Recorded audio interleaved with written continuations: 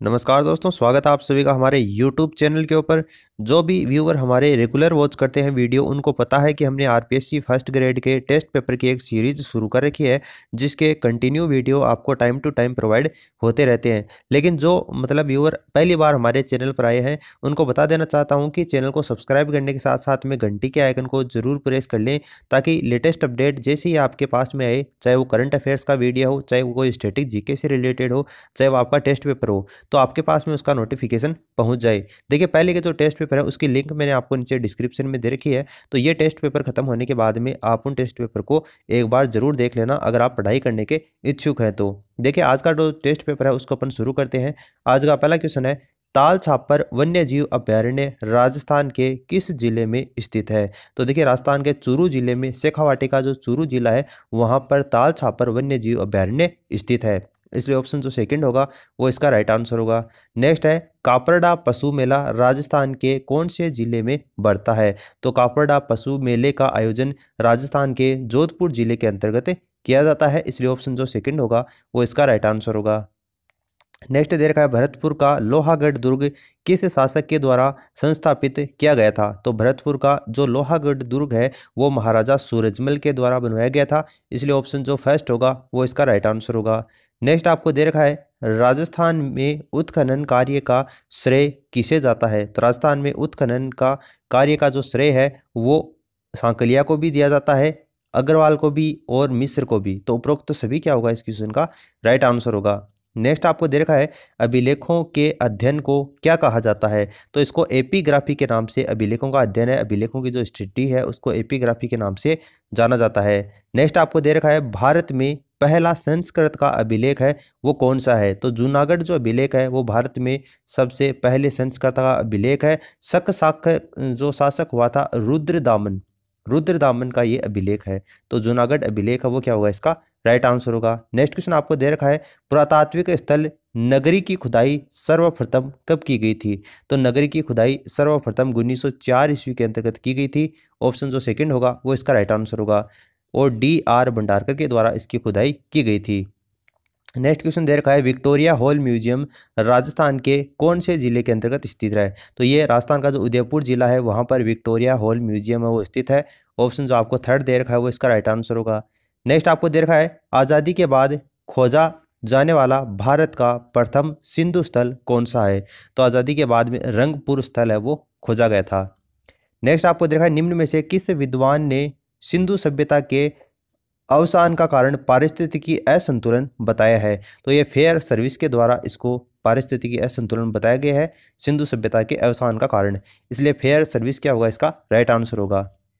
Next है, सिंधु व Sumerian सभ्यता किस दृष्टि से साम्यता रखती हैं? यानी कि समानता किस दृष्टि से रखती है? अन्न भंडार प्रणाली के कारण है वो यहाँ से समानता रखती हैं सिंधु और सुमेरियन सभ्यता, इसलिए ऑप्शन जो आपको फोर्थ दे रखा है वो क्या होगा इसका राइट आंसर होगा। नेक्स्ट क्वेश्चन आपको दे रखा है, जैन धर्म के 24वें तीर्थंकर जो महावीर स्वामी हैं उनके बचपन का नाम क्या था? तो महावीर स्वामी के बचपन का नाम वर्धमान के नाम से इसको जाना जाता था। जैन धर्म के 24वें तीर्थंकर ये हुए थे, इसलिए वर्धमान इसका राइट आंसर होगा। नेक्स्ट आपको दे रखा है, नमक कानून तोड़ने का संबंध किस आंदोलन से है? तो नमक कानून तोड़ने का जो संबंध है वो सविनय अवज्ञा आंदोलन से है, इसलिए ऑप्शन जो फोर्थ है वो इसका राइट आंसर होगा। नेक्स्ट है, प्रथम गोलमेज सम्मेलन कब आयोजित किया गया था? तो प्रथम गोलमेज सम्मेलन 12 नवंबर 1930 से लेकर 19 जनवरी 1931 तक प्रथम गोलमेज सम्मेलन है वो आयोजित किया गया था। नेक्स्ट क्वेश्चन है, प्रथम असहयोग आंदोलन का काल है वो कौन सा था? तो 1921 में प्रथम असहयोग आंदोलन का ये काल से संबंधित है। Next, Asiatic society of Bengal की स्थापना कब और किसके द्वारा की गई थी? तो सर विलियम जोन्स के द्वारा 1784 ईस्वी में एशियाटिक सोसाइटी ऑफ बंगाल की स्थापना की गई थी। फिर नेक्स्ट क्वेश्चन है, ताप मापने की इकाई है? तो ताप मापने की इकाई इनमें से देखिए डिग्री सेल्सियस है, फ़ारेनहाइट है और केल्विन, तीनों इकाई हैं वो तापक्रम का मापन करने से ही संबंधित है, इसलिए उपरोक्त सभी क्या होगा इसका राइट आंसर होगा। नेक्स्ट आपको दे रखा है, जिस निश्चित ताप पर ठोस उष्मा ग्रहण कर पिघलने लगता है उस ताप को किस नाम से जाना जाता है? तो इसे गलनांक के नाम से जानते हैं। नेक्स्ट है, आंत्र रस में उपस्थित रहने वाले एंजाइम क्या कहलाते हैं? तो देखिए इसको यूरोप्सिन, माल्टेज, सुक्रेज, उपरोक्त सभी क्या होगा इसका राइट आंसर होगा। नेक्स्ट दे रखा है बीसीजी का जो टीका है वो किस रोग के लिए लगाया जाता है, तो क्षय रोग के लिए बीसीजी का जो टीका है वो लगाया जाता है। नेक्स्ट है जन्म के समय शिशु की अस्थियों की जो संख्या होती है वो कितनी होती है, तो 270 इस समय शिशु के जन्म के समय अस्थियों की संख्या होती है। नेक्स्ट दे रखा है अनुच्छेद 32 को संविधान की आत्मा किसने कहा था, तो देखिए इसको भीमराव अंबेडकर के द्वारा अनुच्छेद जो 32 है इसको संविधान की आत्मा कहने का कार्य भीमराव अंबेडकर ने किया था। नेक्स्ट आपको दे रखा है विश्व में प्रशासन के विरुद्ध नागरिकों की शिकायतों के निवारण हेतु ओम्बुड्समैन नामक प्रथम संस्था की स्थापना किस देश में की गई थी, तो इसकी स्थापना स्वीडन में की गई थी 1809 ईस्वी के अंतर्गत। स्वीडन इसका राइट आंसर होगा। नेक्स्ट दे रखा है नीति आयोग के पदेन अध्यक्ष कौन होते हैं, तो नीति आयोग के पदेन अध्यक्ष प्रधानमंत्री होते हैं। तो भारत देश के प्रधानमंत्री नरेंद्र मोदी हैं, वो वर्तमान में नीति आयोग जिसको योजना आयोग के नाम से आप जानते हैं उसके क्या है ये पदेन अध्यक्ष हैं। नेक्स्ट दे रखा है भारत में योजना आयोग की विधिवत स्थापना कब हुई थी, तो भारत में योजना आयोग की विधिवत स्थापना ये 15 मार्च 1950 को हुई थी। नेक्स्ट दे रखा है जोरम नेशनल पार्टी किस राज्य में कार्यरत है, तो जोरम नेशनल पार्टी है वो मिजोरम के अंतर्गत कार्यरत है। नेक्स्ट है शिरोमणि अकाली दल किस राज्य का प्रमुख दल है, तो शिरोमणि जो अकाली दल है वो पंजाब राज्य का प्रमुख दल है। नेक्स्ट क्वेश्चन दे रखा है निम्न में से एक दलीय व्यवस्था वाला देश कौन सा है, तो एक दलीय व्यवस्था चीन के अंतर्गत है। चीन क्या होगा इसका राइट आंसर होगा। नेक्स्ट है काजी तेदुम्ब दोरजी खांगसरण किस राज्य के संस्थापक थे, तो ये सिक्किम राज्य के संस्थापक थे। नेक्स्ट देखा है देसूरी की नाल व हाथी गुड़ारा दर्रा राजस्थान के किस क्षेत्र के अंतर्गत स्थित है, तो मध्यवर्ती अरावली जो पर्वतीय प्रदेश है उसके अंतर्गत देसूरी की नाल और हाथीकुंडा का दर्रा है वो स्थित है। राजस्थान की जो जियोग्राफी है उससे रिलेटेड मैंने आपको जो वीडियो प्रोवाइड करवाए हैं उसमें मैंने आपको डिटेल से बताया है, बाकायदा मैंने आपको मैप में भी दिखाया है ये एरिया कौन सा है, कहाँ पर ये एरिया पड़ता है। तो आप राजस्थान जियोग्राफी वाला वीडियो है वो एक बार जरूर देख लेना। नेक्स्ट आपको दे रखा है पूर्वी सिरोही क्षेत्र में स्थित उबड़ खाबड़ कटक पहाड़ियाँ स्थानीय भाषा में किस नाम से जानी जाती हैं, तो इसको बाखर के नाम से जानते हैं। नेक्स्ट है राजस्थान का सर्वाधिक गर्म स्थान कौन सा है, तो राजस्थान का सर्वाधिक गर्म स्थान कौन सा है, चूरू जिला है वो राजस्थान का सर्वाधिक गर्म स्थान है। नेक्स्ट है राजस्थान का सर्वाधिक उपखंडों वाला जिला कौन सा है, तो भीलवाड़ा जिला राजस्थान का सर्वाधिक उपखंडों वाला जिला है। देखिए ये जो राजस्थान के उपखंड कितने हैं, पंचायत समितियां कितनी हैं, इनसे रिलेटेड जो भी इंपॉर्टेंट फैक्ट्स बनते हैं वो मैंने आपको अनअकैडमी के ऊपर सारे मैंने आपको पॉइंट है वो कवर किए हैं, उसकी लिंक मैंने आपको नीचे डिस्क्रिप्शन में दे रखी है। तो अनअकैडमी पर मुझे फॉलो कर लेना और वहाँ से वो लेसन है वो आप वॉच कर सकते हो। नेक्स्ट आपको देखा राजस्थान के किस जिले में विश्व का एकमात्र वृक्ष मेला जो खेजड़ली का मेला है वो आयोजित होता है, तो देखिए ये जोधपुर जिले के अंतर्गत खेजड़ली का मेला है उसका आयोजन करवाया जाता है। नेक्स्ट है राजस्थान का सर्वाधिक वन क्षेत्र वाला जिला कौन सा है, तो उदयपुर है राजस्थान का सर्वाधिक वन क्षेत्र वाला जिला। नेक्स्ट है राजस्थान की सबसे लंबी नदी कौन सी है, तो राजस्थान की सबसे लंबी नदी कौन सी है, चंबल नदी है। 31 अक्टूबर 2018 को विश्व बैंक के द्वारा जारी ease of doing business ranking में भारत का कौन सा स्थान है, तो देखिए इसमें भारत का कौन सा स्थान है, 77वां स्थान है। नेक्स्ट देखा प्रधानमंत्री नरेंद्र मोदी ने विश्व की सबसे ऊंची जो प्रतिमा स्टैच्यू ऑफ यूनिटी है उसका उद्घाटन कब और कहां पर किया था, तो इसका उद्घाटन है वो गुजरात में और 31 अक्टूबर 2018 को किया गया था। सरदार वल्लभ भाई पटेल की जो मूर्ति है उसकी 143वीं जयंती के अवसर के ऊपर मोदी ने 182 मीटर ऊंची प्रतिमा का जो अनावरण है उद्घाटन है वो केवड़िया नर्मदा गुजरात के अंतर्गत किया था। नेक्स्ट देखिए 31 जुलाई 2018 को किस देश ने रिमोट सेंसिंग उपग्रह गाओ फोन 11 का प्रक्षेपण किया था, तो देखिए किसने किया था, ये चीन ने किया था। नेक्स्ट देखा स्टेट बैंक ऑफ इंडिया में उसके सहयोगी बैंकों के विलय संबंधी विधेयक संसद में कब पारित हुआ था, तो ये 31 जुलाई 2018 को ये विधेयक है वो पारित हुआ था। देखिए करंट अफेयर्स से रिलेटेड आपको इसमें 10 क्वेश्चन पूछे जाएंगे आरपीएससी फर्स्ट ग्रेड में, कितने नंबर के, 20 नंबर के। तो करंट अफेयर्स की अपन ने सीरीज अलग से स्टार्ट कर की है, डेली करंट अफेयर्स की सीरीज है उसको आप एक बार जरूर वॉच कर लेना, क्योंकि आपकी जो टेक्स्ट असिस्टेंट की एग्जाम हुई थी RSM SSB बोर्ड के द्वारा करवाई गई थी 14 अक्टूबर को शायद वो एग्जाम थी, और उस एग्जाम के ठीक 3 दिन पहले 10 अक्टूबर का उसमें करंट अफेयर्स है वो पूछा गया था, यानी 10 अक्टूबर का करंट अफेयर्स पूछा गया था। 10 अक्टूबर के बाद में कब तो वो पेपर छपे और कब वो डिस्ट्रीब्यूट हुए, और वो उसकी 14 अक्टूबर को उसकी एग्जाम का आयोजन करा गया था। तो कहने का मतलब है एग्जाम से 2-3 दिन पहले तक का करंट अफेयर्स है वो भी पूछा जा सकता है एग्जाम में, इसलिए कोई भी भरोसा नहीं है। अब जो डेली करंट अफेयर्स की जो अपन ने सीरीज स्टार्ट कर रखी है, आपको रोजाना वीडियो प्रोवाइड होते हैं, तो एक बार वो वीडियो आप जरूर देख लिया करो। इसके अलावा लास्ट के जो 6 महीने की करंट अफेयर्स की सीरीज है वो भी अपन ने ऑलरेडी स्टार्ट कर रखी है, उसके वीडियो भी आपको टाइम टू टाइम प्रोवाइड होते रहते हैं। तो ये जो 20 नंबर है वो आप इनको यूं ही मत समझना, ये आपके सिलेक्शन में यही आपकी महत्वपूर्ण भूमिका निभाएंगे। फिर देखिए नेक्स्ट क्वेश्चन आपको दे रखा है, मिशेल बाचेलेट जिन्हें अगस्त 2018 में संयुक्त राष्ट्र का मानवाधिकार प्रमुख नियुक्त किया गया है, किस देश की पहली महिला राष्ट्रपति हैं? तो कौन सी देश की? ये चिली देश की हैं। नेक्स्ट है, नोबेल और बुकर पुरस्कार विजेता व प्रसिद्ध लेखक वी.एस. नायपाल का निधन कब हो गया था? तो इनका निधन है वो 12 अगस्त 2018 को हुआ था। नेक्स्ट देखिए, 11 अगस्त 2018 को उत्तर प्रदेश के किस जिले में रक्षा गलियारे के पहले चरण का उद्घाटन किया गया? तो देखिए ये अलीगढ़ में किया गया था।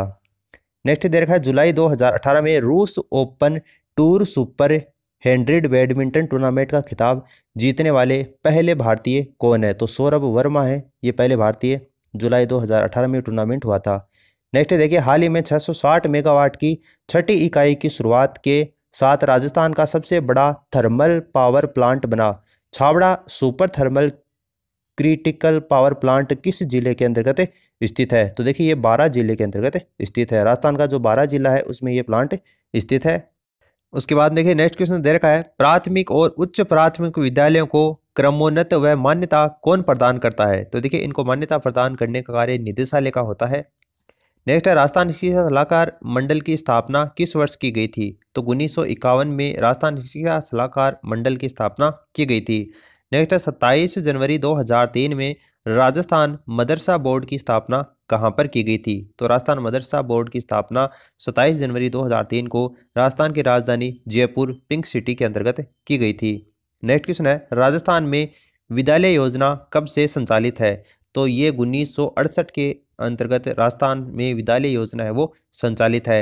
नेक्स्ट देखिए, विद्यालय प्रबंधन समिति का सचिव कौन होता है? तो संस्था प्रधान होता है, वही विद्यालय प्रबंधन समिति का सचिव होता है। नेक्स्ट है, विद्यालय प्रबंधन समिति के गठन का उल्लेख आरटीआई 2009 की कौन सी धारा के अंतर्गत किया गया है? तो यह धारा 21 के अंतर्गत इसका उल्लेख किया गया है। नेक्स्ट है, डाइट की संकल्पना से संबंधित है, तो डाइट की जो संकल्पना है उसमें राधाकृष्ण आयोग 1949, मुद्रा लियर आयोग 1952 और कोठारी कमीशन 1964-66 सभी से ये संबंधित है। ऑप्शन जो उपरोक्त सभी होगा वो इसका राइट आंसर होगा।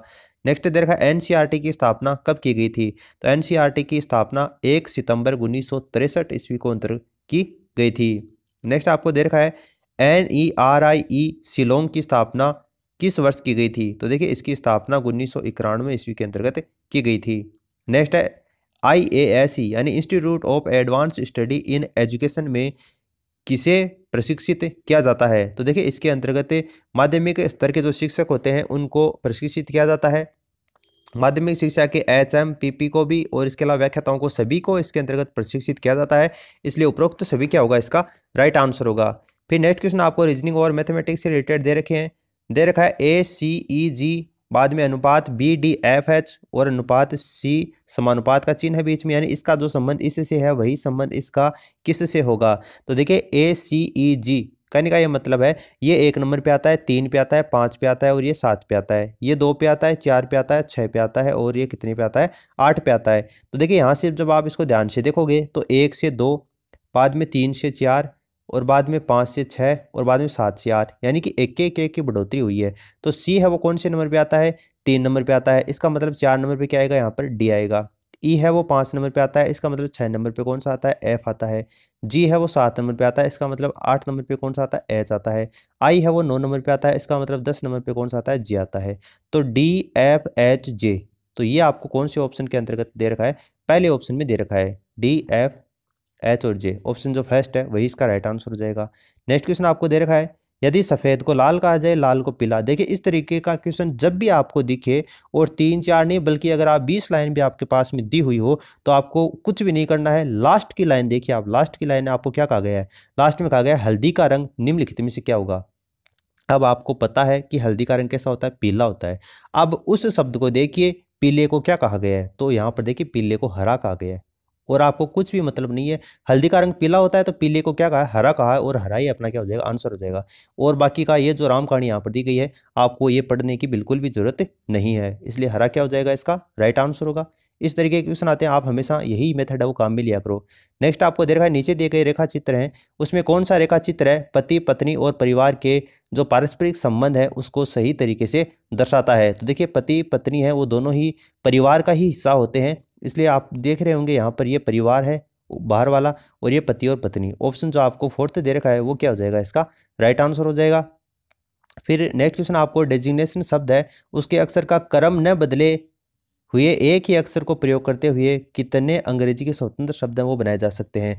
तो देखिए ये रेजिग्नेशन जो पद है उससे आर ई एक तो री बन जाएगा, इसके अलावा एक S I G N sign बन जाएगा, इसके अलावा एक री साइन बन जाएगा, उसके बाद में एक N A T I one nation बन जाएगा, और उसके बाद में ओन बन जाएगा। यानी कि 3 तो ये हो गए और 2 ये हो गए, 5 शब्द इससे बनाए जा सकते हैं, इसलिए 5 क्या हो जाएगा, इसका राइट आंसर हो जाएगा। नेक्स्ट आपको दे रखा है, यदि 3 क्रमिक अंकों का योगफल आपको 15 दे रखा है तो बीच के अंक का वर्ग आपको ज्ञात करना है। अब देखिए छोटी सी संख्या आपको दे रखी है, आपको यहाँ पर ये अक्स प्लस 1 अक्स प्लस 2 मानने की बिल्कुल भी जरूरत नहीं है, कॉमन सेंस की बात है। 15 योग किसका होता है, आप देखिए 4 5 और 6 का होता है, 5 और 4 9 9 और 6 15, सीधी सी बात है, ये होता है अंकों का योगफल 15। तो 20 के अंक का वर्ग आपको बताना है, यानी 5 का वर्ग कितना होता है, 25 होता है, और 25 क्या हो जाएगा, इसका राइट आंसर हो जाएगा।